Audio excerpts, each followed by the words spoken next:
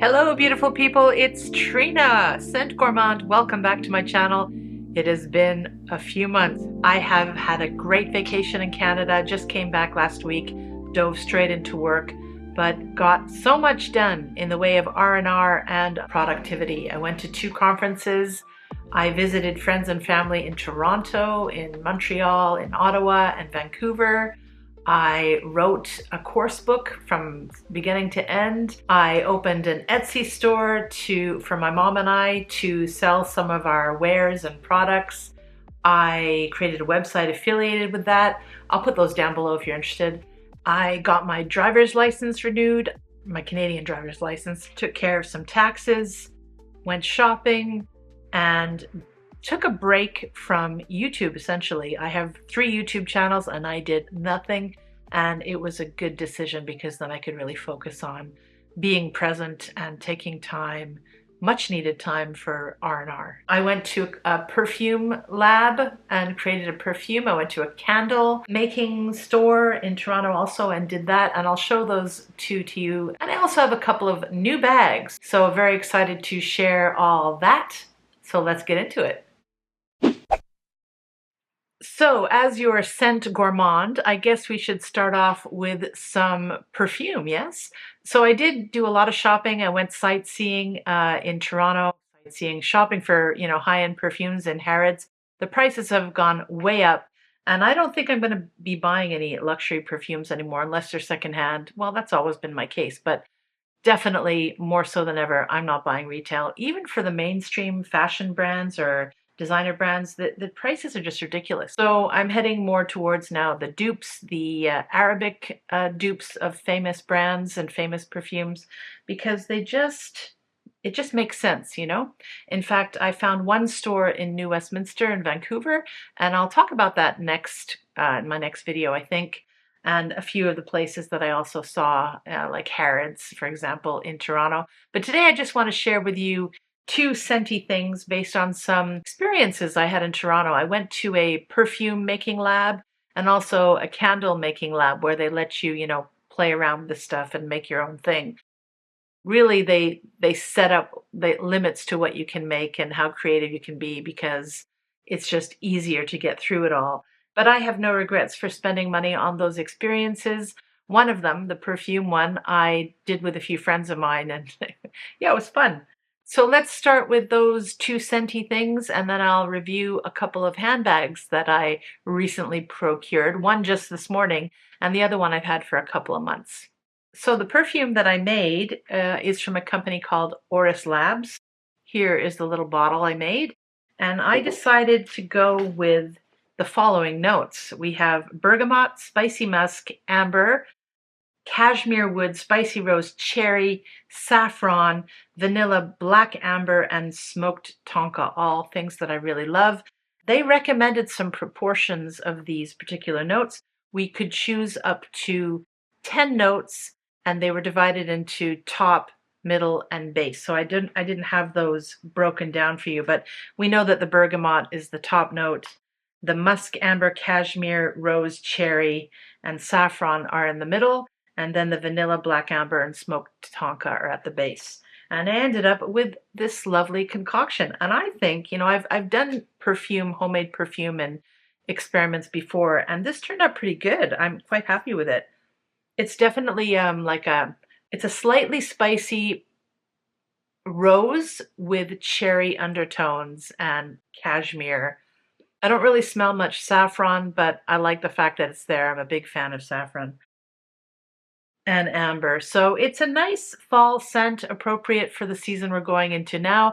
In Japan, it's still quite hot here in southern Kyushu, but I'm wearing this and enjoying it very much. And the bottle's pretty nice, comes with a little charm, and I recommend the experience.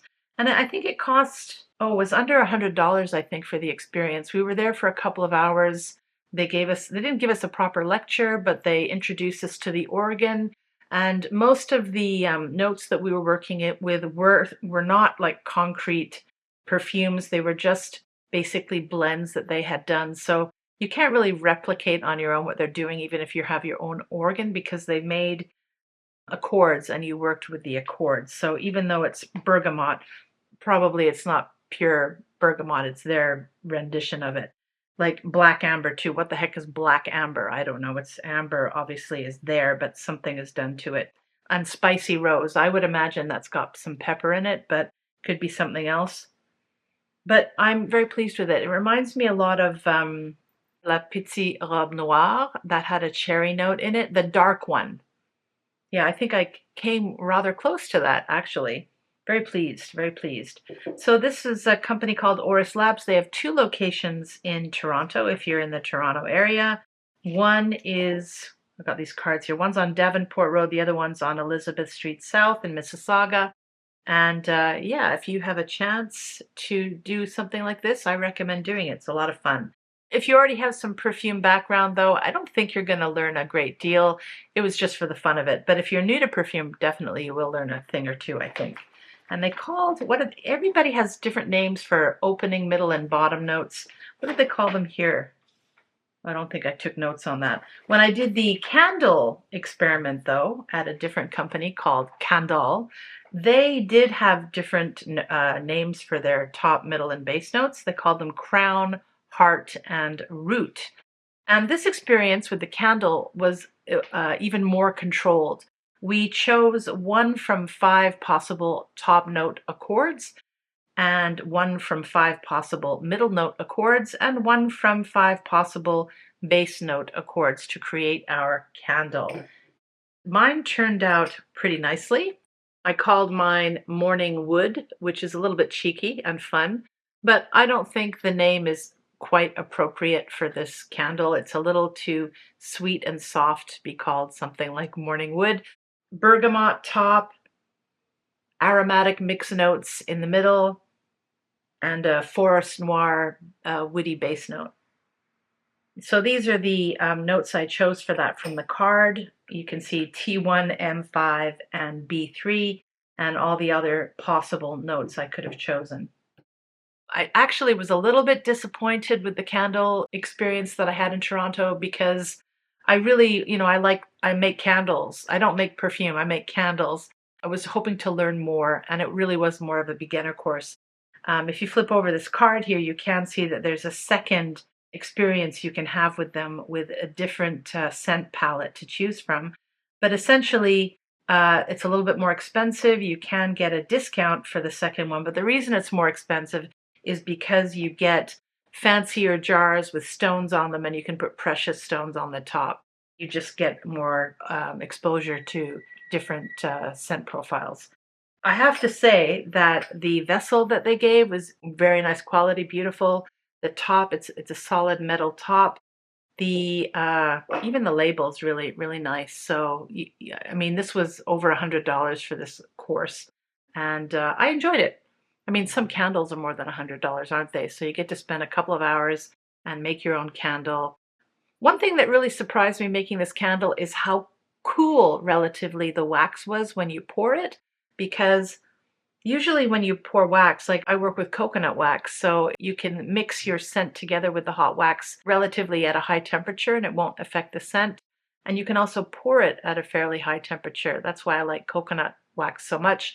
Also, I like the texture of it, and I like that it's environmental and slow burning. However, this is their proprietary wax. I don't know what it was, but it was relatively cool. There were even chunks of wax in it. I don't know if that was supposed to be like that, but I imagine that when you're operating a thing like that, you have to sign waivers so that you don't, if you burn yourself, you don't sue the company or whatever. So probably that was intentional, but not ideal is my suspicion. Yeah, the candle's nice. It also came in this nice box with Yorkville. That's where it's located. Very nice area, lots of galleries that I explored afterwards. They commissioned an artist to create the box and some of the stuff in the shop. I'll try to see if I can find some footage for you.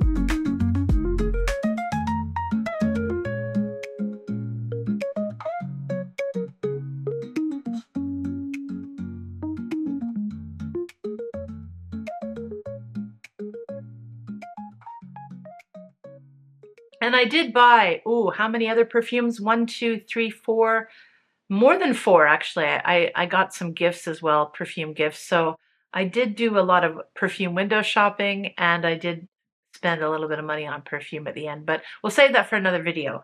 Let's move on to the bags. So the first bag I have for you is from a pretty well-known leather bag company here in Japan. It's called Dakota. And yeah, they are influenced by Western styles, a little bit rugged, but some of their pieces are a little more refined.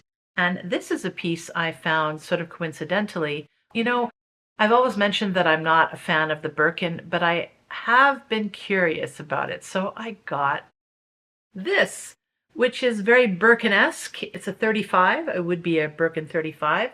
It's the same, pretty much the same or similar measurements to a Birkin 35. It's a soft structure, and the leather is quite tough and durable. And right now it's got one of those bag organizers that gives it structure and helps organize my stuff inside. And you'll see in the back how different it is. It's got a little pocket that fits cards and a very generous side pocket as well to fit your phone. Really love that. Birkins don't have that, right? It has these bangles, the same as a Birkin does. And what's really special about this bag and makes it really practical, unlike a Birkin, is the fact that it has a strap. And the way that they've decided to create this strap and affix it to the bag is pretty unique and pretty ingenious in my mind. Instead of attaching a D-ring directly to the side, which can pull on it, they've created these separate attachments that help keep the structure. And when you're carrying the bag, it looks better than having it just randomly attached. I'll show you a close-up and you can see what I mean. This strap is long enough so that I can even wear this crossbody and it doesn't look stupid. Now this bag I got on Mercari secondhand. I paid a song for it, and I'm very happy with it. It's made me more curious about Birkins, but I don't think I need one because I've got this now. The only minus point with this bag for me, well, there's a couple. I mean, I'm not really a brass or gold person overall. I probably prefer silver hardware. The big minus for me is it doesn't fit my 16-inch laptop. It will fit my mini MacBook Air, but if I really want to bring this to the cafe and work on projects, I'd like a bag that carries my laptop as well. This doesn't cut it. So this was just kind of an experiment, a happy experiment that worked out well. If I ever do have money enough for a Birkin, I think I'd probably want like a 40 or something, because that definitely would carry my laptop. But then again, they're heavy, aren't they, those Birkins? And they don't have the shoulder strap, so maybe not. Unfortunately, this is the largest size this comes in. It does come in another size, but I don't think you can get this anymore. I think this is an older model. That's unfortunate. They do have small versions too without the straps that you can use as crossbody bags, small ones. And this particular bag also comes in a 25 version, or maybe a 30, which is too small for me. This, because I'm a large woman, tall, the 35 does not look small on me at all. So it's a daily bag for me. It's got nice feet here to protect the bottom as well. It's great. Okay, and the second bag I just arrived today from Amazon, the US. So it's such a pain being an expat in a foreign country because you need accounts for everything. I have 3 Amazon accounts. Obviously my Amazon Japan account, my Amazon Canada account, and also the US account. Interestingly, way cheaper to buy it in Japan with that international long distance shipping than it would be to purchase it from Canada. The price in Canada was not only more expensive, but with the tariff thing going on, it was insane. I think currently Japan's only being charged 15% tariffs, while in Canada I think it's something like 35. So on a related note, this is not good news for my Etsy shop, as Etsy customers are 80% American, and so I have to bump up my prices, otherwise it's not worth selling the stuff I'm selling. So I don't know how much longer this crazy tariff stuff's going to go on, but it's not good.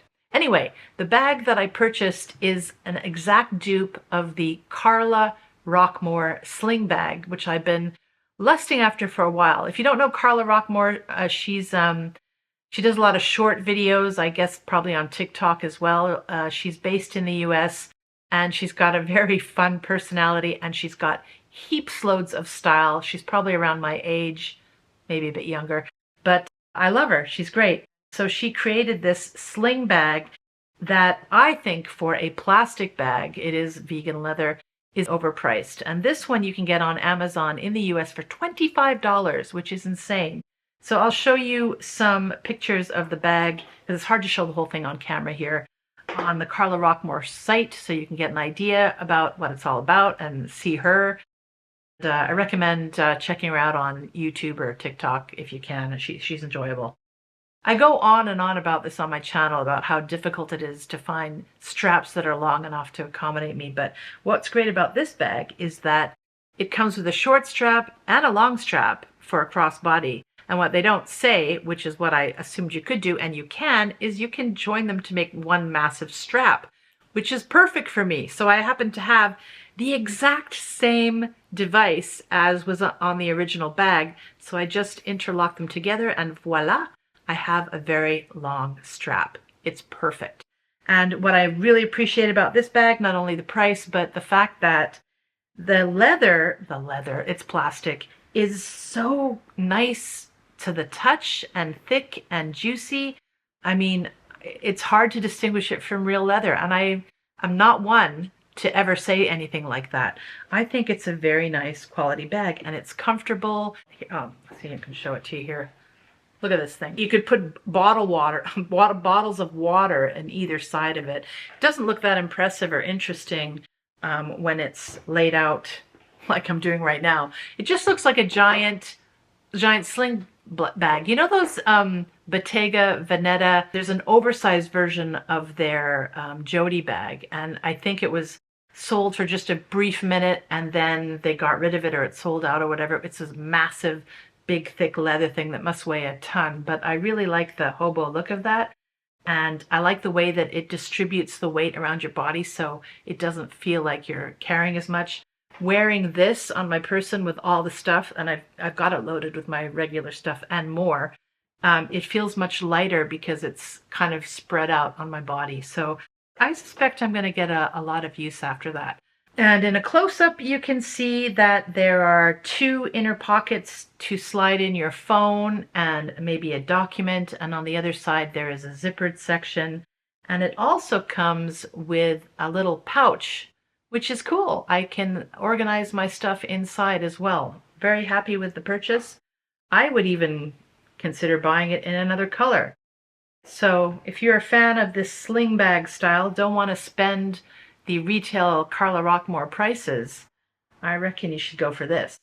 It also came with this little doodad here, which doesn't match at all. First of all, this is brass and the bag is actually a silver tone in the hardware, but fortunately, it does match some of my other bags, including the one I just showed you. There you go.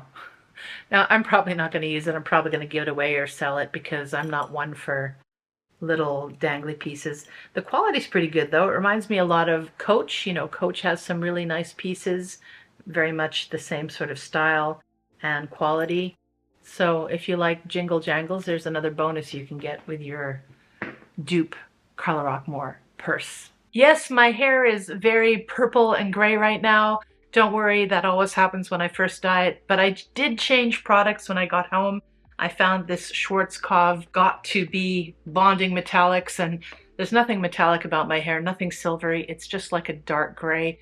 But, you know, I've been dyeing my hair since I was 13, so this is basically what does happen. I just dye my hair to take out the brassiness. After dye has been in your hair for some time, it tends to go like a orangey, brassy color. So I dye it gray normally, and gradually the blonde comes out and it gets lighter. So I'm not too worried about it. Unfortunately, I did miss a patch.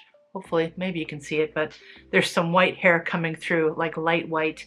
My hair is gradually going gray. But the good news is my mom has beautiful white hair, and I know that when I get older, I'll probably have that too. And then I won't be bothered with dyeing my hair anymore. Okay, my lovelies, that is it for today. I will see you in my next video. I think it should come earlier rather than 2 months or more. I think it's been probably 3 months since I last published a video. Talk to you later. Scent Gourmand, signing out. Mwah.